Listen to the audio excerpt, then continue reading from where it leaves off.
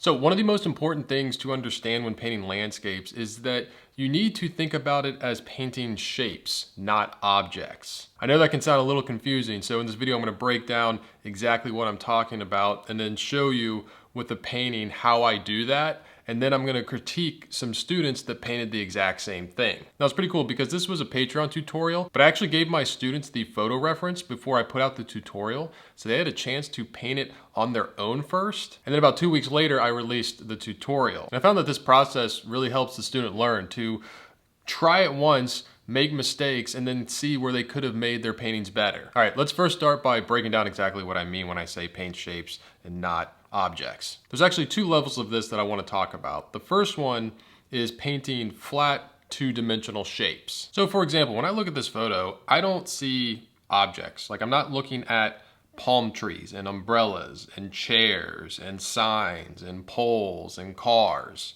I just see shapes. And something I do to help me see shapes is squint my eyes. So now when I look at it, I don't see palm trees, I see this shape. When I look at these bushes, I see this big shape here. This shadow, I see this big shape there. These umbrellas, I see this big light shape there. The wall of this fountain, I see that right there. These trees back here, I group into one shape as well. This building back here is just a light lime green shape. Front of this building is a big shape. Side, this triangle shape. The roof, this dark shape. So when you do this, it's going to reveal to you what is important and what isn't. For example, the big overall shape of this bush is what's important. You know, these signs, the electrical box, this pole, this car, this sign, that's not so important. Over here, this big dark shape under the umbrellas is what is important. The little shapes in all these chairs, that's not so important. And when you're able to break the scene down into these flat shapes, it's gonna make finding the composition a lot easier too. Because now that you have these big shapes, if you take out color and are just thinking about value, you can make a sketch of the big value shapes and see if your composition works. Now sometimes I do this with pencil, but this time I actually did it with these gray markers that I've been trying out and I've been liking them a lot. But you can see here in the sketch, I have done the whole composition in just 3 values. I know if I can get it to work with just 3 values, I have a strong composition. And I like how the dark shape of the shadow on the ground, along with the dark shape of the trees here, kind of act as a strong triangle and like an arrow pushing you to the dark shape underneath the umbrellas. And I like this area being the focal point because it's an area with high contrast. I have the brightest value in the umbrellas here right next to the darkest value in the shade under the umbrellas. And it's actually sandwiched again with another light value in this fountain. So I'm always wanting to direct the viewer's eye towards there. Now you're probably saying, what about this really light side of the building there? Well, I can still make it light, but still being grouped into this middle value. Because if I had this really bright, I felt like it would compete with this as my focal point. So it doesn't mean that I'm gonna make this section look like it's in the shadow like this section. I'm just going to be careful to not make it too bright. I also like the direction of these palm trees and how they kind of arc us to the focal point there. Now I know these little value sketches aren't the coolest thing or seem super exciting to a lot of people, but trust me, understanding this little value sketch and understanding the composition of the value shapes is so important when it comes to painting landscapes. I almost would say that you would improve more in your landscape paintings if you did 50 of these little thumbnail sketches that should take, 15 to 20 minutes than doing 20 full-blown paintings. They're that important. All right, so after you've broken it down into two-dimensional shapes, the second part is thinking about three-dimensional shapes. All right, so let's use the building example because it's the easiest.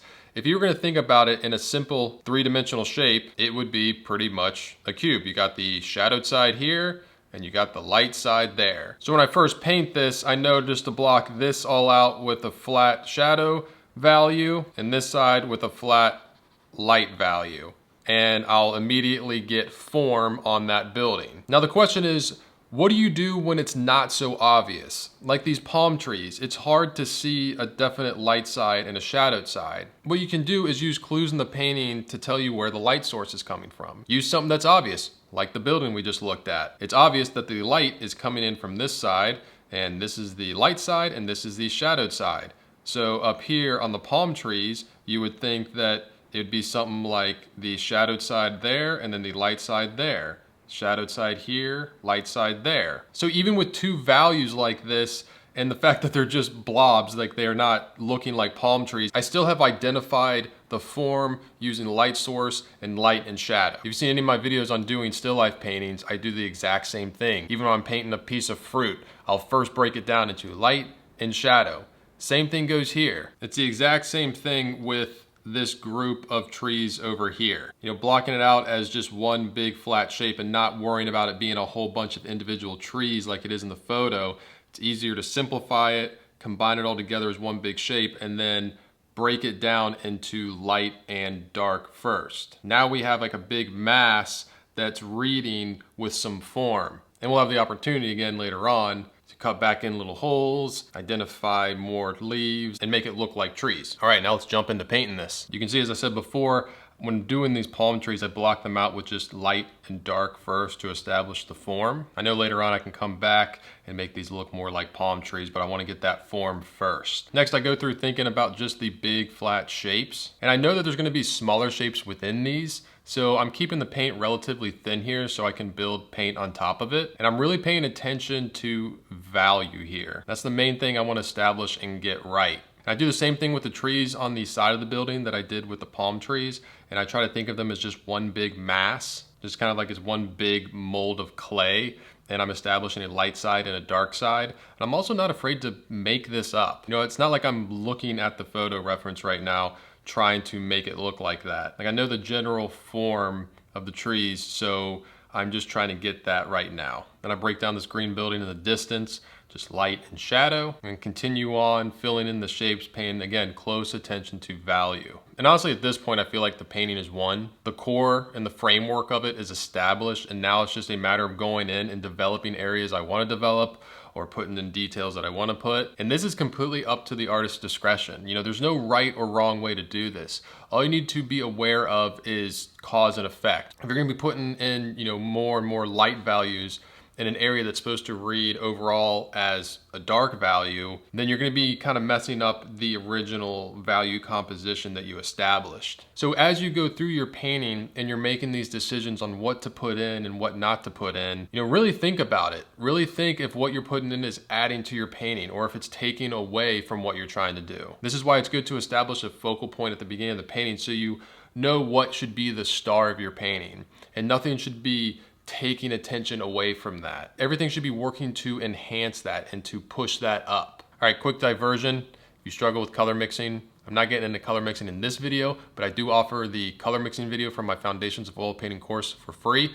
I'll put a link to that in the description below. All right, now let's walk through some student examples. This first one here, a lot of things I really like about it. Like I like how they kept the structure of this shadow strong. It's really leading me in towards the focal point. I think the drawing's well done. I like how this area is darker and this is lighter, really creating the whole form of the building really nice. They dialed in the value of the ground well. That's a tough thing to do. Just overall, I feel like the value relationships are working. The one main critique is in certain areas, I feel like they lost a lot of form, like these palm trees.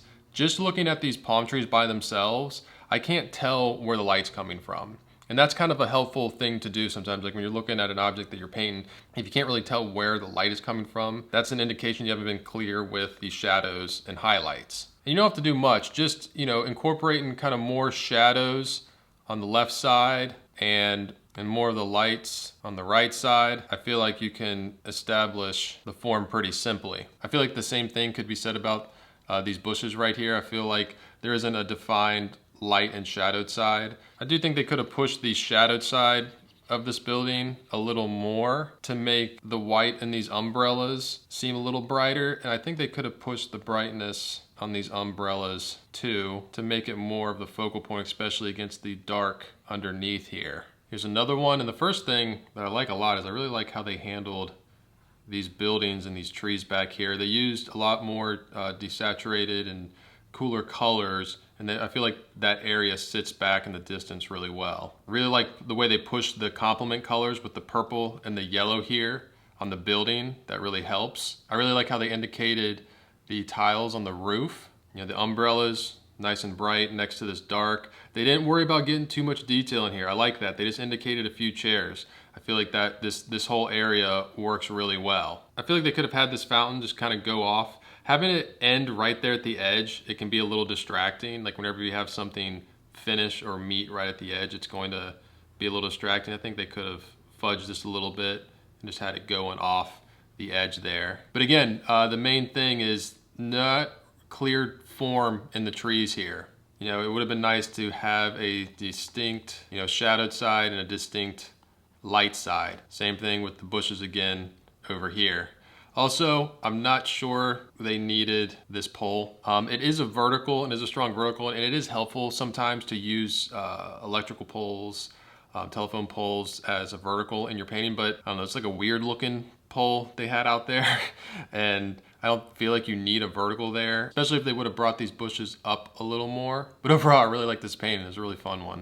All right, and for this last one, drawing is great. They got a lot of detail in there, which I feel like is working and is earned. The one main thing again is, you know, lack of form here in the trees and the bushes. Again, I think they could have done without either of these poles. You know, don't be afraid to make the scene better looking than what's out there. Getting rid of big, ugly telephone poles like that. You know, if it was like kind of like the old style telephone poles, you know, they're like leaning a little bit.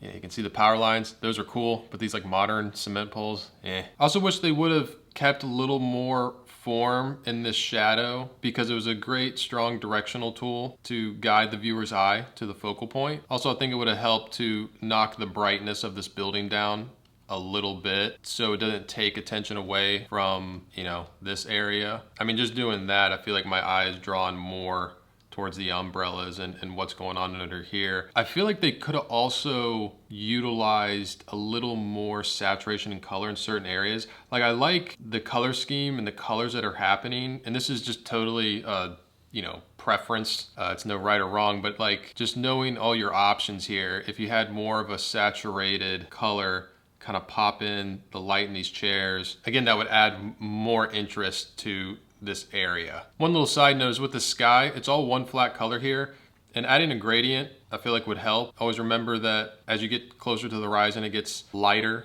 and warmer. So if they would have added just a little white into this blue, maybe a little bit of cadmium lemon, and, you know, get a gradient on it, I feel like that would have also helped a lot. All right, hope you enjoyed this video. Hope it made sense. If you have any questions, leave those questions in the comments section. I like seeing those. It also helps me come up with good ideas to make new videos. And if you want to see what I'm painting on a daily basis, you can follow me on Instagram at Forza43. I'm Chris Fornatero, here telling you to go get painting.